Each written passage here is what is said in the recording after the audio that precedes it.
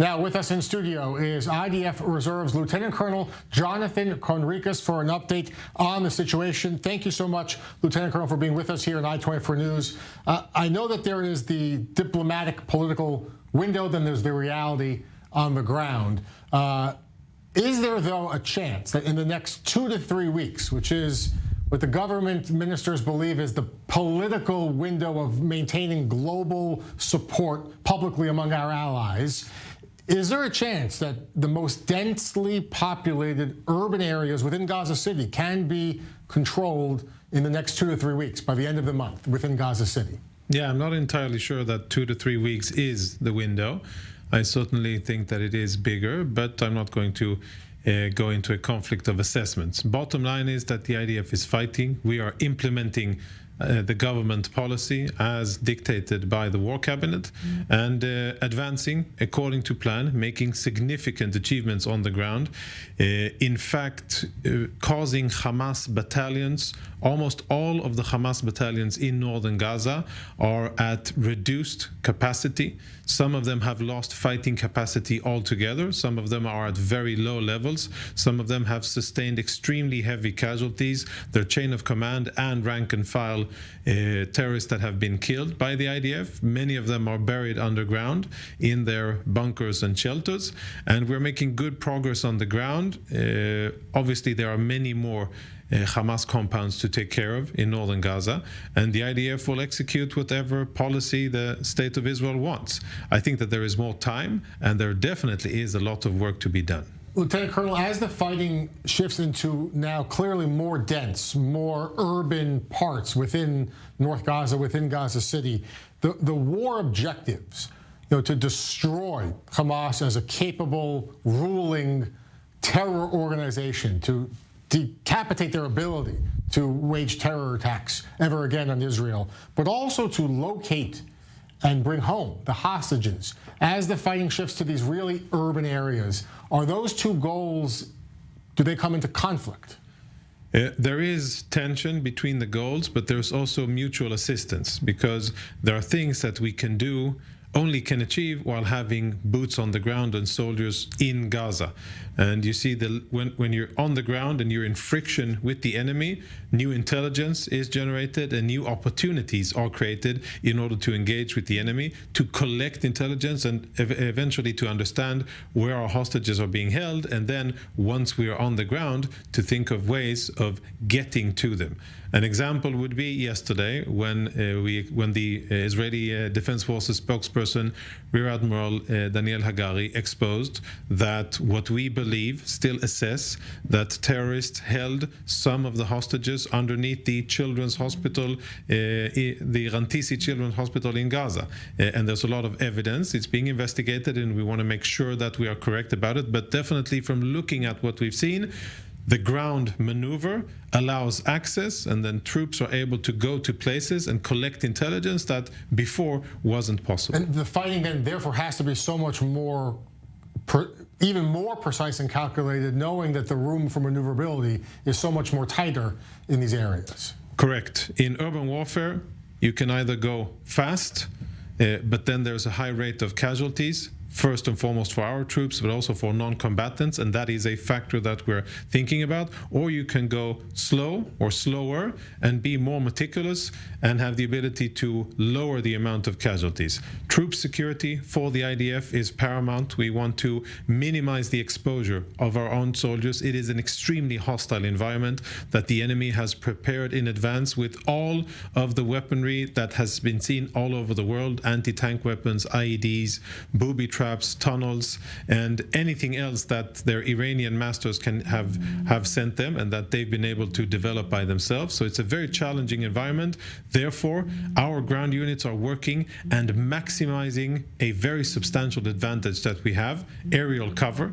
And we are, I think, this time so far doing very well in communicating and coordinating fires between ground units and aerial units that are supporting the ground operations. Many of the terrorists that have been killed by friction on the ground with ground troops and then aerial assets taking them out.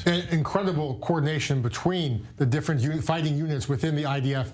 Lieutenant Colonel, you mentioned the situation within Gaza City hospitals and medical compounds. When you mentioned this new video that we have that the IDF just provided to the world, the evidence is clear evidence that within Gaza City hospitals they are using rooms, facilities to store weapons, possibly to, at one point, to hold Israeli hostages, storing equipment. Here is a clip released from the IDF, a walkthrough of a Gaza City hospital that was used as a Hamas control center.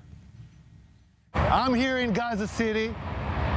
We are here next to a house of a terrorist. This is one of the senior terrorists who is the head of the operational naval operations that led the raids into Israel. His house is right next to a school. His house is 200 yards from the hospital of Rantisi. Next to his house, there is a tunnel.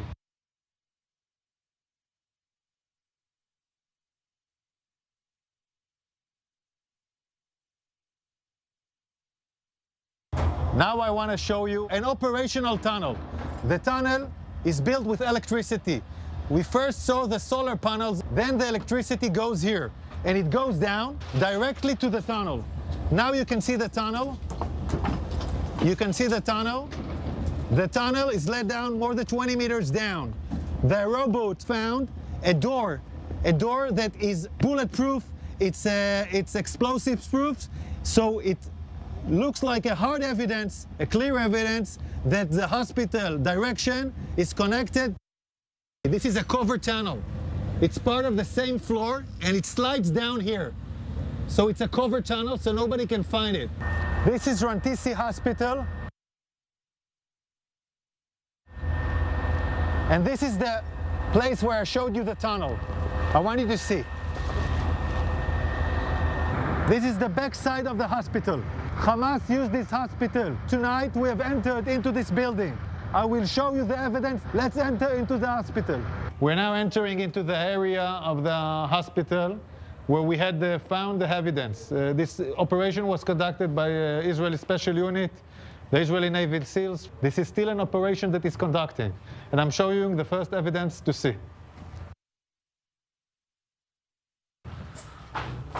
We are now in the area of the basement of the hospital. I want to show you a room where we found all the gear, the operational gear of Hamas. Hamas is using hospitals, like we showed the evidence in Shifa Hospital. In other hospitals, we are now seeing it in live in Rantisi Hospital. An operation still conducting right now. Look at what Hamas is holding inside the hospital. I want you to understand, this kind of gear is a gear for a major fight. These are explosives. These are vests with explosives. Yeah, it's a body vest for terrorists to explode on forces.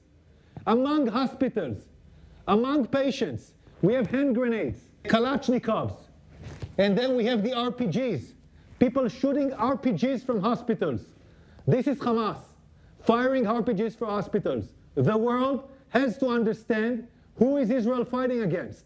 We are now in the basement, and in this basement we found a motorcycle. They were all used in the massacre of the 7th of October. They even have bullets in this motorcycle.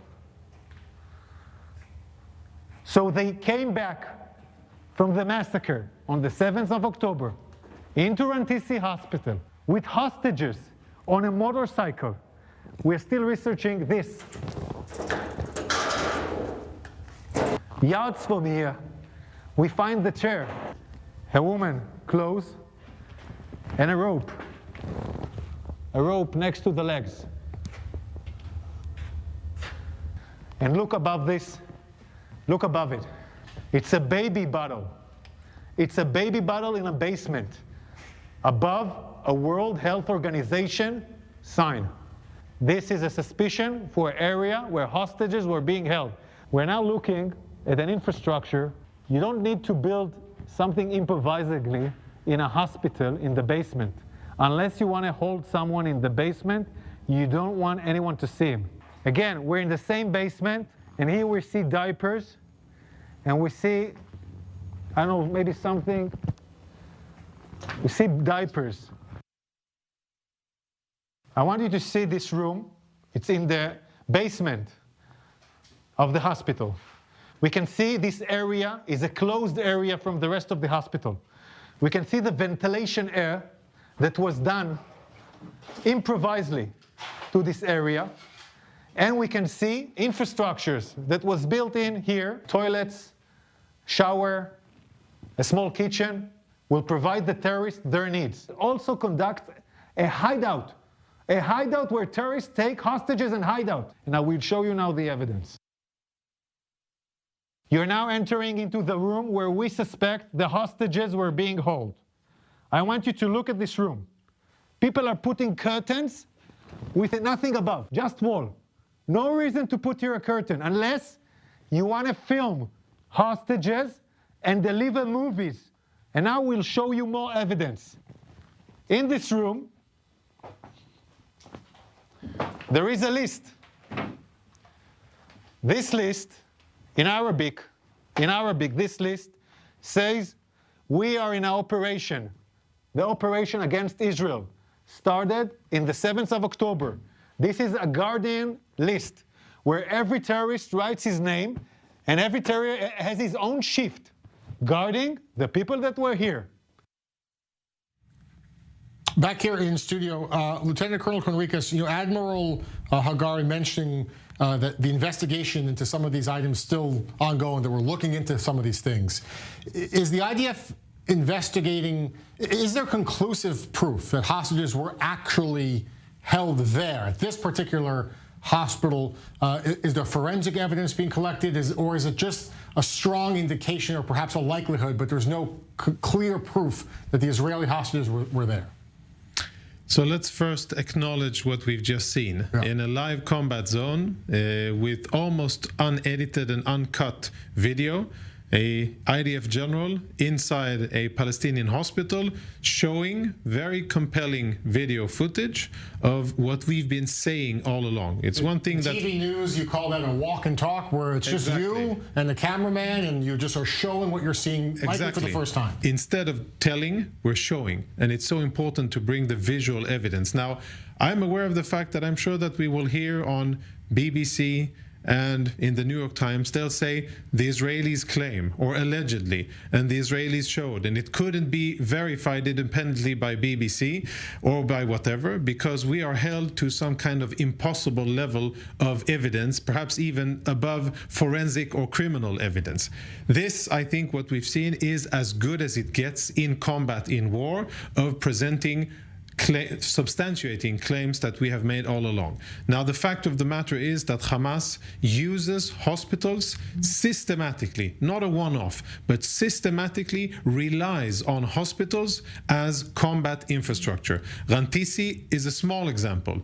Shifa is much, much bigger, much more complex, deeper underground. And this video that we've shown isn't about the extraordinary infrastructure that may exist underneath Rantisi. This is just part of the hospital, which they most likely converted into a holding area for hostages. Now, we don't have forensics yet. We haven't, I'm not aware of DNA results or tests or anything else that we've been able to do. I'm sure that that is in the work. And once we will have information about it, as long as it doesn't compromise our efforts to get the hostages out, we will share that information.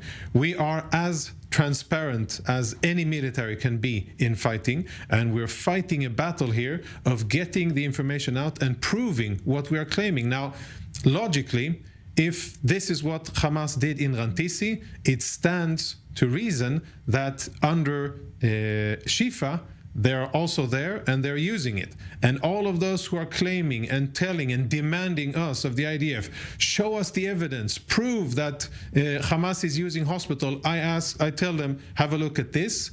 and have a look at our track record of saying and proving on the ground, and look at the track record of our enemies of lies and lies and lies. Yeah, there's the expression, the video speaks for itself. It does, and we will provide more videos. Our troops are advancing. We will get cameras underground. We will show tunnels connecting hospitals and Hamas sites. We will show infrastructure underneath hospitals that is used by Hamas. I'm sure that they're busy cleaning up now because they know that we're coming and they want to cover their tracks and make it less obvious what they were doing, but we will find the evidence and we will show it, and then I will be waiting for those journalists who have been screaming out, show us the evidence.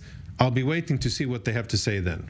Lieutenant Colonel, I want to ask a question just about the situation in the north, and we turn our eyes to the northern border. Hezbollah attacks continue.